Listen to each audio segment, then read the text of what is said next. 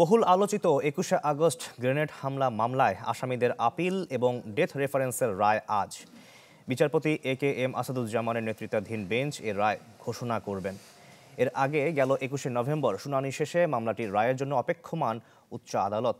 ২০০৪ সালের ২১শে আগস্ট বঙ্গবন্ধু এভিনিউয়ে আওয়ামী লীগের সমাবেশে গ্রেনেড হামলা হয়, নিহত হন ২৪ জন।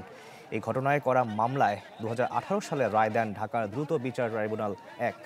এতে সাবেক স্বরাষ্ট্র প্রতিমন্ত্রী লুৎফুজ্জামান বাবর, সাবেক উপমন্ত্রী আব্দুস সালাম পিন্টু সহ ১৯ জনকে মৃত্যুদণ্ড দেওয়া হয়। এছাড়া ১৯ জনকে যাবজ্জীবন ও ১১ জনকে বিভিন্ন মেয়াদে দণ্ড দেন আদালত। রিগেল এম্পোরিয়াম হানিবার্ড অফারে জিতে নিতে পারেন ইন্দোনেশিয়ার বালিতে স্বপ্নের হানিমুন। এই বিষয়ে আরো খবর জানাতে সুপ্রিম কোর্ট থেকে সরাসরি যুক্ত হচ্ছেন মাসুদুর রহমান। মাসুদ, কিছুক্ষণ পরেই তো রায় ঘোষণা হবে, সবশেষ খবর কি আছে আপনার কাছে?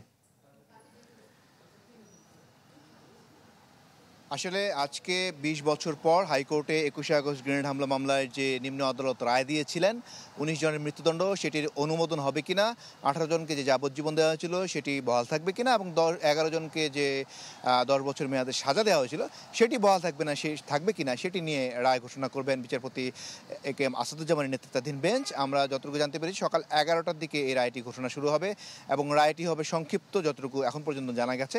সেক্ষেত্রে যদি রায় সংক্ষিপ্ত হয় সেক্ষেত্রে অপারেটিং পার্টটি শুধু বিচারপতিরা পড়বেন এবং সাজা বহাল থাকবে কি থাকবে না, তারেক রহমান সহ যাদের যাবজ্জীবন হয়েছে তাদের সাজা বহাল থাকবে কি থাকবে না, লুৎফুজ্জামান বাবু সহ যাদের মৃত্যুদণ্ড হয়েছে তাদের মৃত্যুদণ্ড বহাল থাকবে কি না, সেটি মূলত সেই পোর্শনটুকু পড়ে বিচারপতি মূলত রায়টি ঘোষণা করবেন।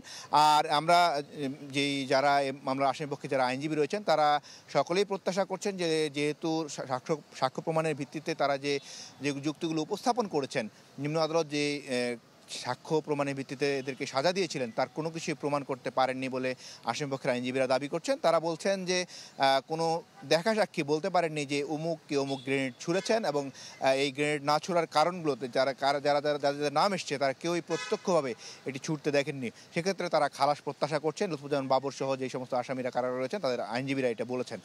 পক্ষান্তরে তারেক রহমান দেশে নেই, তার পক্ষ থেকে আইনজীবী এস এম শাহজাহান আর্গুমেন্ট করেছিলেন। তিনি বলেছিলেন উপমহাদেশের যে বিচারিক ইতিহাসের কিছু রায় এবং নজির উপস্থাপন করে তিনি বলেছিলেন যেহেতু তারেক রহমান কোনোভাবেই দ্বিতীয় একটি জবানবন্দিতে তার নাম এসছে এবং তার নাম এমনভাবে এসছে যেন দ্বিতীয় যখন তদন্ত হয় তখন তার নামটি ইনক্লুড করা হয় ২০১১ সালে। তো দ্বিতীয় এই চার্জশিটে কাউকে ইনক্লুড করে কাউকে সাজা দেওয়ার নজির বিচারিক ইতিহাসে খুবই কম।